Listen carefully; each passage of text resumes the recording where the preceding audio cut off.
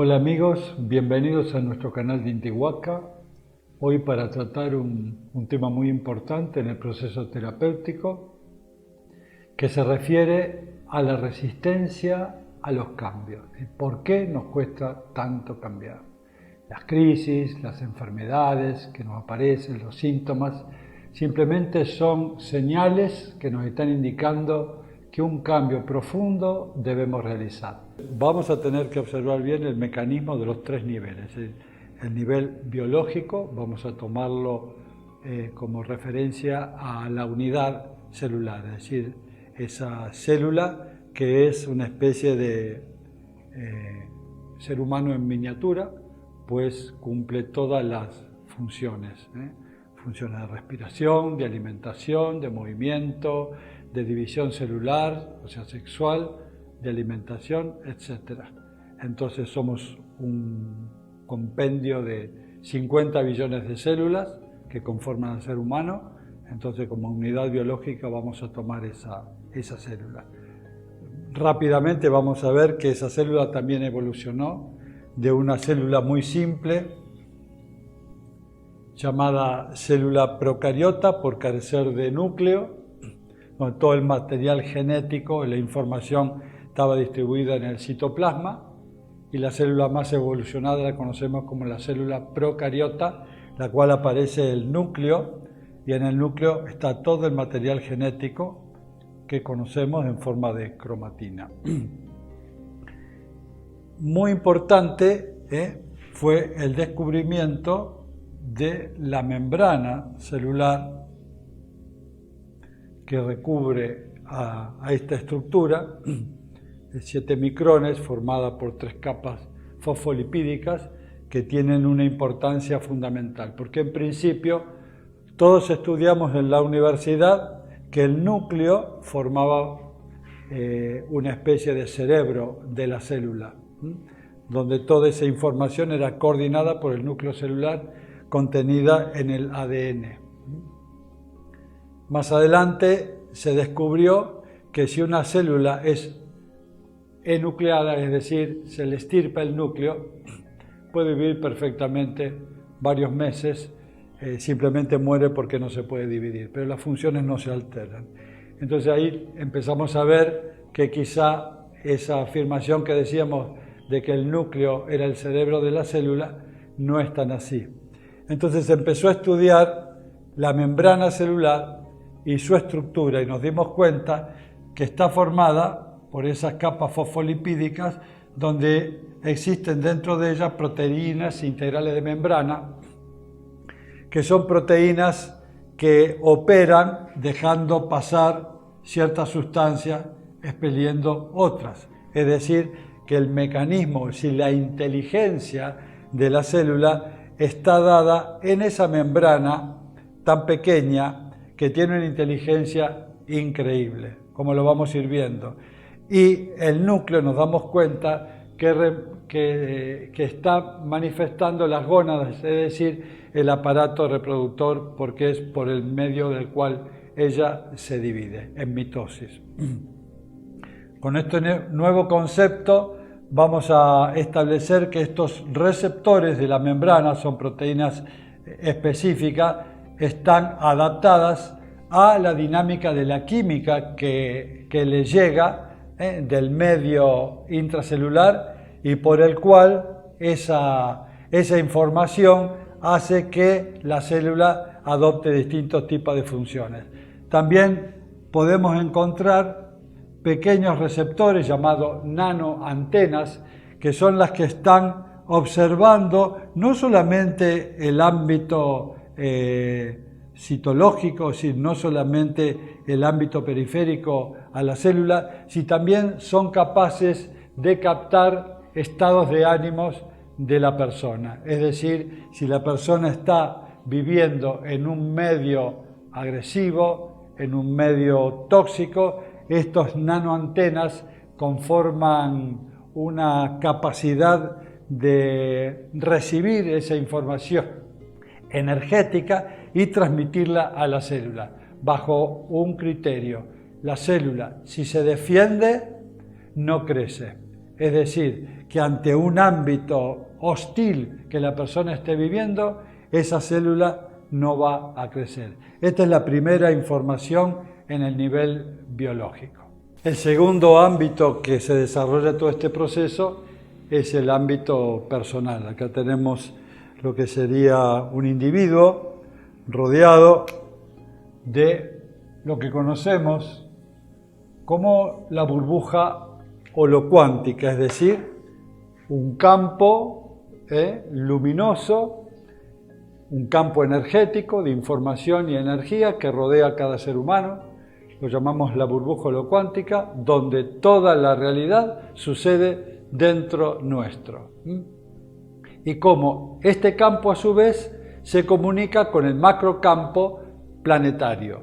Siempre hay una correlación entre lo que sucede aquí adentro y lo que sucede aquí afuera. No puede ser de otra manera porque están totalmente relacionados.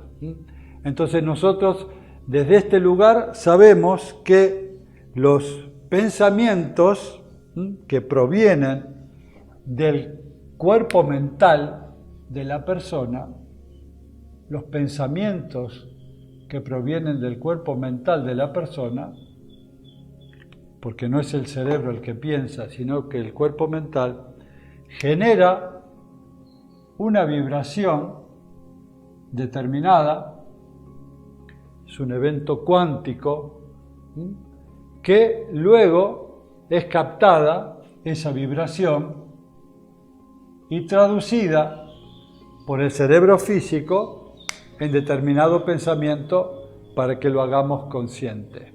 Es el pensador, el ser que está por detrás de los pensamientos y de las emociones, es el que, por medio del cuerpo mental, genera este evento cuántico que conocemos como pensamiento.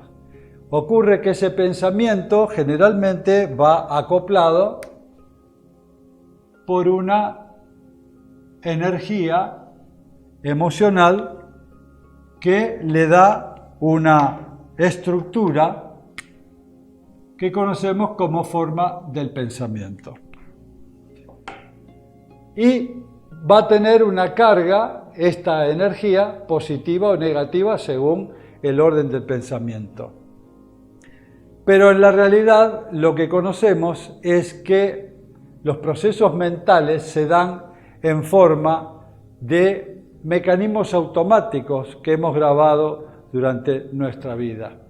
Esas creencias, esos conceptos, esa forma de percibir la realidad conforman lo que llamamos una especie de almacén, una especie de registro que tiene que ver con esos modelos que hemos heredado o hemos adoptado y nos hemos hecho adictos a determinadas formas de pensar. Esas formas de pensar repetidamente van formando estructuras dentro del cerebro, es decir, cordones neuronales por donde van a ir fluyendo esos pensamientos.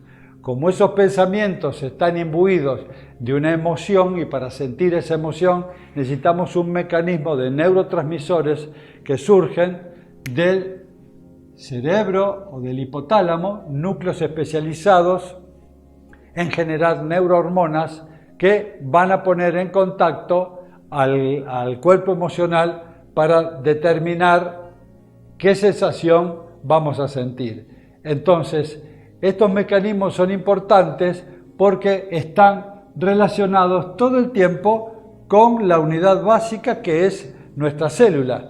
Y los comportamientos celulares van a estar determinados por los pensamientos, emociones y percepciones que tenga esta persona. Esto es muy importante decirle porque si este pensamiento se sostiene durante mucho tiempo, obviamente van a estar cargados con una cierta tendencia.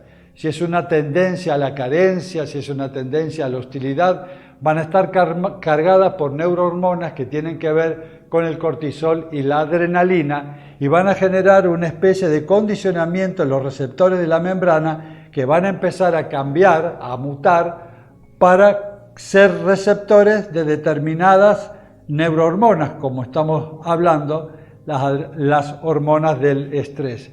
Si esto se mantiene durante mucho tiempo, obviamente que esta estructura va a empezar a generar dentro de la célula una especie de adicción a ese tipo de pensamientos. Entonces, cuando la persona decide hacer el cambio, ya nos damos cuenta que no es solamente un ámbito psicológico comprendido que con la voluntad vamos a poder cambiar, sino que va a haber acá un registro hormonal, biológico, que va a empezar a pedir que nuestro cerebro siga mandando esa información porque esta célula se ha vuelto adicta. Quiere decir que entramos en un circuito de feedback, de retroalimentación. Entonces, este sistema ahora lo vamos a ver que también está en relación con el ámbito que nos rodea, con el campo cuántico que nos rodea. El otro ámbito que vamos a describir ahora es el ámbito de los 3 niveles de realidad, para que nos demos cuenta cómo los 3 están interrelacionados y conociendo este proceso podemos hacer un diagnóstico y cómo poder deshacernos de este proceso simbiótico que ocurre. O sea, los 3 niveles de realidad vamos a describirlo acá como el primer nivel de realidad es el mundo físico,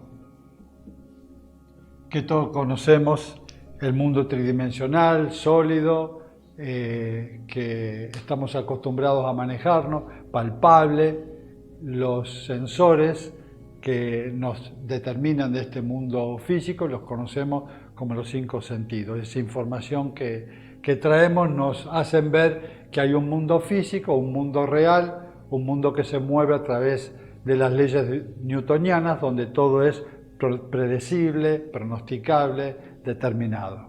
Ese es el primer nivel de la realidad. El segundo nivel es el nivel cuántico.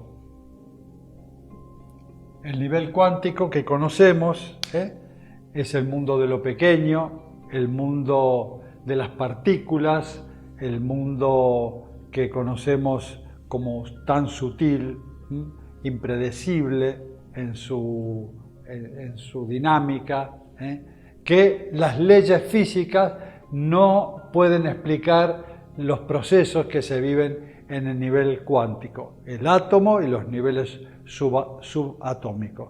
Se necesitan nuevas leyes como la mecánica cuántica o la física cuántica para poder interpretar qué ocurre en este nivel de la realidad. Y por último, el tercer nivel de realidad es el nivel que llamamos de la inteligencia no circunscripta,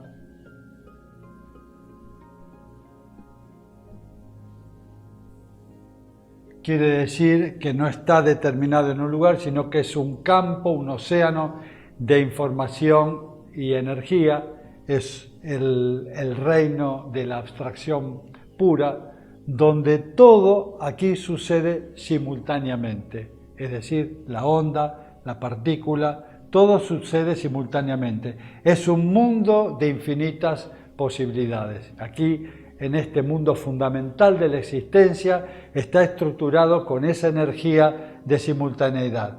Pasándolo a lo que nos corresponde a nosotros describir este modelo, podemos determinar que la carencia